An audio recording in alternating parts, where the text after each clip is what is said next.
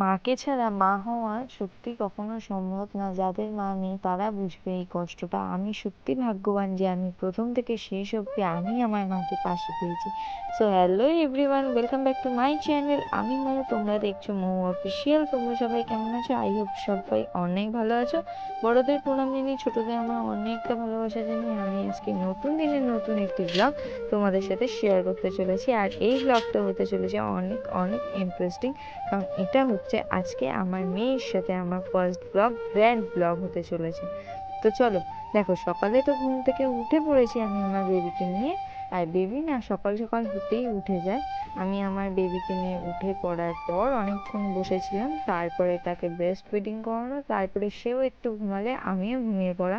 তো এখন লাইফস্টাইলটা তো আমার পুরোই চেঞ্জ হয়ে গেছে। আগে তোমরা যেভাবে দেখতে হয়তো সেভাবে আর এখন 6 থেকে 7 মাসের মধ্যে দেখতে পাবে না, যেহেতু নতুন মা হয়েছি। তো নতুন নতুন সব কিছু সবটাই চেঞ্জ লাগবে। তো যেমন দেখো, সকাল সকাল ঘুম থেকে উঠে পড়া, রাতের পর রাত জাগা, মেয়েকে ব্রেস্ট ফিডিং করানো, মেয়ে একটু ঘুমালে নিজে সুযোগ পেলে পাশে শুয়ে পড়া। তো সারাদিন সেটা না হলেও সন্ধ্যাবেলা ঠিক হয়, কারণ ওই যে বললাম, মাকে ছাড়া মা হওয়া সত্যি অসম্ভব, মানে কঠিন। তার কারণ দেখো, সারাদিন আমি সময় না পেলেও, সারাদিনটা আমি মেয়েকে সামলালে সন্ধ্যা হলে মা বলে যে আমি তোর মেয়েকে সামলাচ্ছি, তুই একটু শুয়ে নে। অথচ দেখো, আমার মায়ের কিন্তু, আমার মা বলে না, প্রতিটা মাই কিন্তু সারাটা দিন অক্লান্ত পরিশ্রম করার পরে এই কথাটা বলে, কেন তার মেয়ের মুখের দিকে থাকে। আর এই কথাটা মা ছাড়া একমাত্র কেউ বলে না। আর হ্যাঁ, স্বামী অবশ্যই বলবে, কারণ সে খুব কাছ থেকে শুয়ে দেখতে পারে তার স্ত্রীকে, বা সে খুব কাছ থেকে দেখেছে মাতৃত্বটা কতটা কঠিন। নিজের সৌন্দর্য ত্যাগ করা, নিজের ঘুম ত্যাগ করা, নিজের প্রতিটা শখের জিনিস যে যেটা করতে বারণ করা, অনেক রেস্ট্রিকশন মেনে চলা। তো সবটাই একজন মাই পারে, একজন মাই করতে পারে তার সন্তানের ভালো চেয়ে। তো যাই হোক, সকাল সকাল দেখো উঠে গেছি। এবার ওই যে বললাম, উঠে তো গেছিলাম, তারপর সময় ঘুমালে আমিও ঘুমিয়ে পড়েছিলাম। তো আমিও ঘুম থেকে উঠে তারপর চলে এলাম ওকে ফ্রেশ করাতে। ওকে ফ্রেশ করিয়ে আর ওকে আমি সারাদিন হচ্ছে চেষ্টা করি ডাইপার ফ্রি রাখার। আর সারাদিন ও ডাইপার ফ্রি থাকে, 5:30টার পর ডাইপার ও অ্যাকসেপ্ট করে, এটাই ওর রুটিন হয়ে গেছে। আর হসপিটালে যতদিন ছিল ততদিন তো ডাইপারেই রাখতো। তো তখনও একদম নিউবর্ন ছিল। এখন ওর বয়স মাত্র 23 দিন। হ্যাঁ, মাত্র 23 দিন। আজ থেকে ও নতুন ব্লগ স্টার্ট করলো। আর হ্যাঁ, ও একটু বড় হোক, ওর নামে আমি একটা চ্যানেল খুলে দেবো।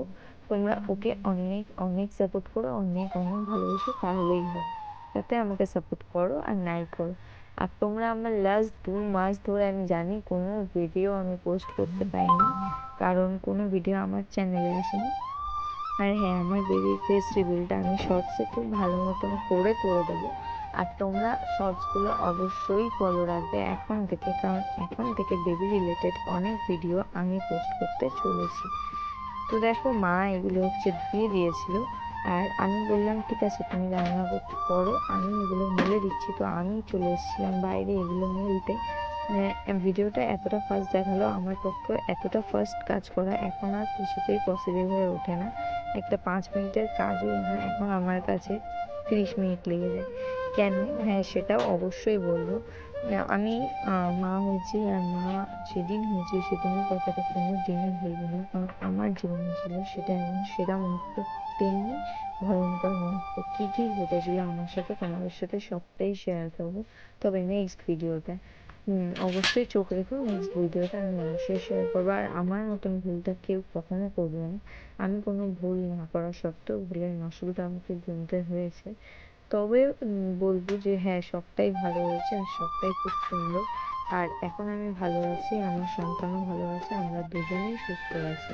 আর আমি কিন্তু তোমাদের লেট করাইনি, ফার্স্ট ভিডিওতেই বলে দিলাম আমার বেবি গার্ল হয়েছে আর আমার মেয়ে হয়েছে।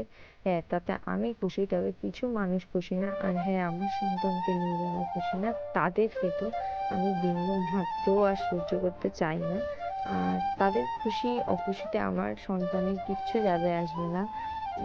কারোর খারাপ চাইলে কারোর ভালো কখনো হয় না, এটা আমি প্রতিটা ভিডিওতে একটা কারণেই বলি, কারণ আমার সাথে যেসব ইনসিডেন্টগুলো ঘটে তার জন্যই বলি। জামা কাপড় মেলে ঘরে মেয়েকে ব্রেস্ট ফিডিং করিয়ে শুইয়ে রেখে তারপর আমি আস্তে আস্তে হাঁটতে হাঁটতে চলে গেছি দোকানে।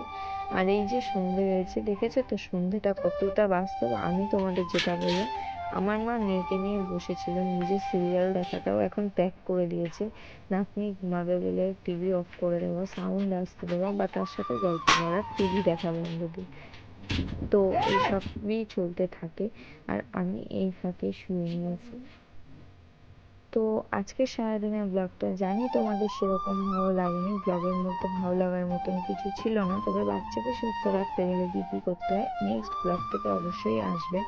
ভিডিওটা ভালো লাগলে অবশ্যই লাইক কমেন্ট শেয়ার সাবস্ক্রাইব করে দিও। আর ওই যে বললাম ভোর রাত্রির থেকে জেগে থাকা, এটাই তার সত্যতা। আর সন্তানের জন্য তো মা অনেক কিছুই ত্যাগ করতে পারে।